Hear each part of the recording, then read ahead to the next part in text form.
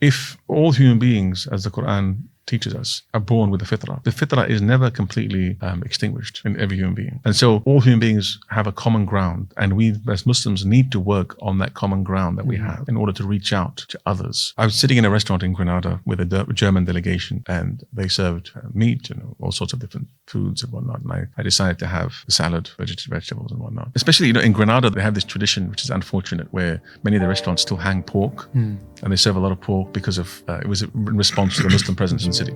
But anyway, so I was very careful about how they cooked the food. Anyway, I was asking all these questions. So as we started eating, the German delegation began asking me, why aren't you eating meat? I said to them, personal, philosophical, ethical reasons. That's interesting.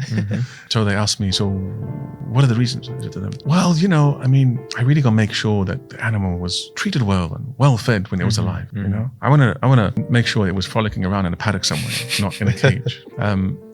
They said, oh yeah, that's important. I think that's really interesting. And then they said, well, go on. Any other reasons? I said, well, I got to make sure that the animal was killed with the most minimal pain. You can't kill animals in an industrial complex manner. And they said, oh yeah, that's really interesting. I'm really intrigued. And so at this moment, other members just put their knives down and began listening in. And they asked, so go on.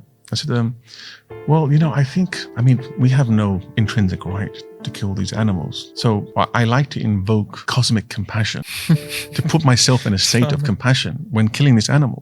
It's only right to do so. And they're like, wow, that's fascinating.